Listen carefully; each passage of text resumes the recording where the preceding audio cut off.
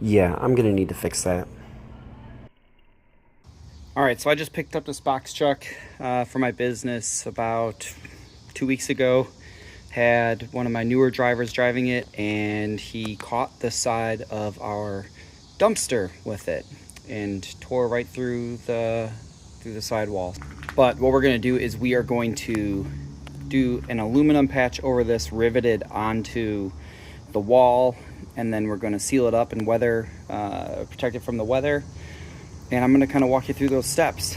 Ultimately, this is about just shy of 2 feet. So what I have is I purchased a 2-foot sheet of aluminum that is going to fit right over this, and then we will rivet it, and I'll walk you through the steps. First thing I'm going to do is I'm going to clean up all this junk, so it's at least just nice holes for me to work with, nothing that's protruding out, because I don't want to have to deal with that impacting my seal. All right, so I use the oscillating multi-tool with a carbide bit on it to cut away the excess stuff. And now I'm going to clean it up and remove any burrs that are on this.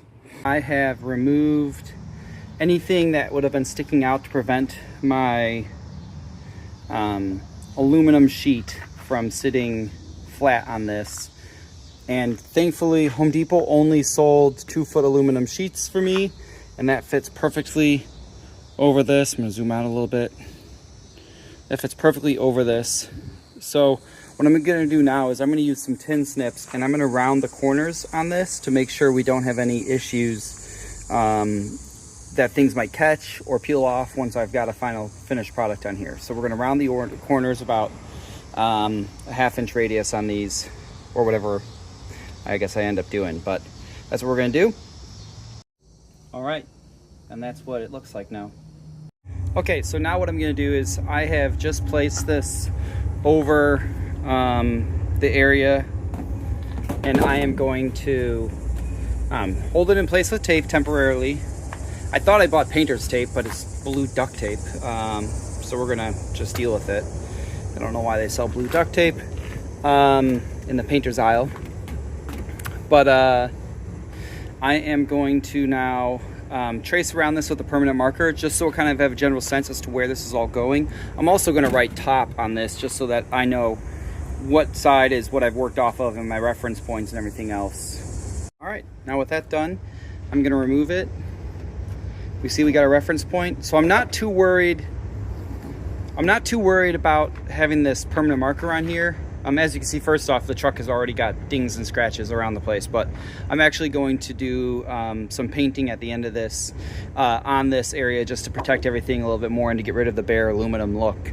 So that'll be one of the final steps we do. But for now, I'm going to actually take my 100 grit sandpaper. I'm going to sandpaper around this whole surface to kind of clean up, to get to a little bit more of a bare aluminum, or at least just kind of etch into this paint.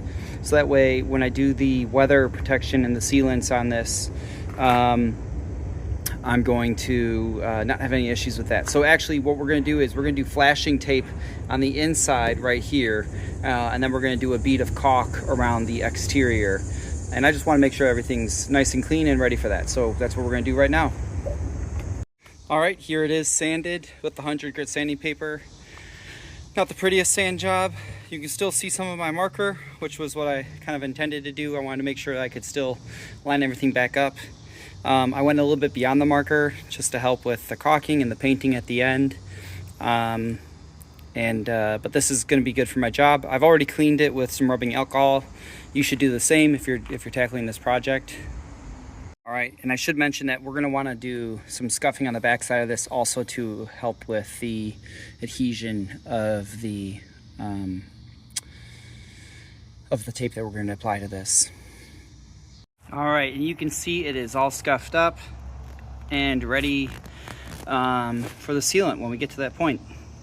Now we are going to drill holes into this before we drill them into the truck, and this will be for our rivets. We're going to use 1/8 inch rivets, so I'm going to drill 1/8 inch holes into this. I'm going to work about 1 inch in to 1.5 inches in from the edge of the patch. I'm going to drill starting at this corner, and I'm going to space it every 2 inches or so around, all the way around the perimeter of this. After drilling the holes, what you're going to want to do is you're going to want to go over them with a file or something to remove any burrs. You can see I kind of did that all the way around here.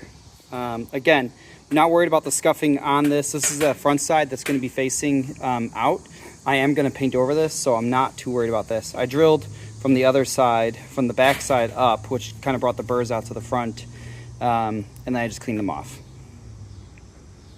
We are now going to tape this back up to place. I have it lined up with the marker marks I made around it, and now we're going to drill one hole in the corner right here, and we're going to just pop a rivet into there. We're not going to actually complete the rivet. We're just going to put it in there as like a peg to hold this in place, and then I'm going to drill a hole every 4 spots or so, and pop a couple pegs in there, just so that this thing doesn't walk. And then once I have it all kind of stationary, I'm going to go around and drill all the holes out.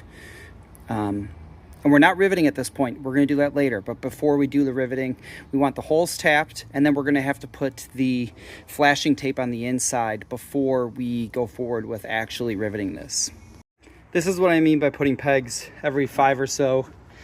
They just kind of make sure everything's lined up, so that way when you do the rest of your tapping, it doesn't cause any issues with the sheet walking or anything like that on you. I have this flashing tape. We're going to adhere it to the inside of our aluminum patch. So it comes with a peel right here, and then we're going to apply it right there, and we're going to go all the way around, and we're going to cover our holes as well with this. All right, we have the flashing tape fully installed now. And so now what we're going to do is we are going to go to the other side of this and just poke holes through all of our holes that we've tapped, so that we can easily insert the rivets. I'm just going to use the drill bit by hand, so I'm going to take this guy right here and just do it by hand. Just poke them, twist it a little bit, just so it's clear and doesn't gunk up, and that's going to be it. We are nearly there, so now I'm going to put this patch back up onto the truck, and I am going to position it and just kind of secure it with some tape just like before. And then I'm going to use my rivets, and I will talk to you in a second about kind of what that's going to look like. Here we have it mounted back up on the truck, and the next stop here, or the next step here, is to actually rivet it. So what I'm going to do is I'm going to use this 1/8 inch aluminum rivet. It's got a pull length of 5/16 inch. That should be good, considering I am going through this thin sheet of aluminum. I'm going through the aluminum wall here, and I've got the flashing tape behind this. I did want to keep it with similar materials, so my rivet is aluminum. However, my washer I'm putting on here, which is going to help apply a little bit more of the stress of the rivet around the aluminum, so that the head of this doesn't pull through, which you can see the head is not super large. So this is just an extra level of safety for me, because it is a thin aluminum. I'm also going to apply a dab of, or a pea-sized bit of caulk on top of each one of these holes before I insert the rivet. And that's going to help me, one, isolate the stainless steel washer I have on here from the aluminum plate, to prevent any sort of metal issues, dissimilar metal issues. It's also going to create a gasket and a seal in there to help protect from water. All right, so like I mentioned, we're going to put a bead of caulk on top of the hole. I've got my rivet gun here with my rivet in it. I'm just doing a handheld one. I've got my washer on top of it. I'm going to put it in here. I'm going to try and do this with one hand. It's kind of hard. Got to push it in. All right, let me get my grip better. All right, and then we're going to just squeeze. Squeeze again, pops off, and boom, that's it. We got a rivet. And I'm going to do that all the way around. And this is it, fully riveted on. I am going to now clean up all my caulk on this. I forgot to mention the last step here, which is going to be caulking around the perimeter, which I just did. I'm not going to take pride in being a great caulker. That is not something I do very well. And I was a little bit rushed right now. So that's kind of where we're at right now. Again, I'm not too concerned overall about the caulking. It does, I did make sure it fills in around like any potential gaps or anything like that. So that should be all fine. And then it's gonna get an extra level of sealant once I paint it. I don't have time to do that today, but I'm just gonna tell you guys real briefly what I'm going to do, because I'll likely be doing it while I'm on the job this week, so I won't have time to film it. And I'll probably try to put a final product picture or video on here. But basically what I'm gonna do is I am going to first use the self-etching primer from Rust-Oleum. I'm gonna put one coat of that on here, and I'm gonna cover majority of this surface, probably like 3 inches out from around the patch. And I'm gonna sand it a little bit more. I'm gonna use more of the 100 grit sandpaper just to kind of feather the edges out there and to make it a little bit more coarse, so that this primer grips really well. And then I'm also going to then sand it down with a 220 grit, which is be a much finer. So I will do that before priming, to be very clear. And then once the primer has set, I'm gonna probably do about 2 coats of this high performance enamel on it. It's a white enamel. It should match pretty well with my truck. It's not gonna be perfect. Nothing will, just because of the aging of this exterior, but it's gonna look really good. It's gonna kind of make it so the patch isn't so evident. Right now it's obviously very evident, but I think overall, from where we started to where we're at right now, this is a much better product. And I'm fairly confident in the water seal here. With that paint on top of it, it's just gonna be it's gonna be airtight. Thanks. So I did the 220 grit sandpaper. I sandpapered it all on the interior, around the rivets, and then around this as well.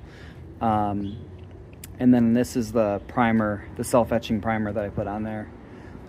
So that's good. And then next I'm going to do the white enamel paint on it. You can tape it out to make it look a little bit nicer. I'm planning to kind of try and blend it. I'm not too worried about it. Ultimately, this is still just like a box truck for moving. So it should be good enough for me.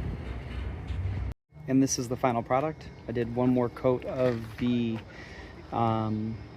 caulk around the perimeter of it after I painted it.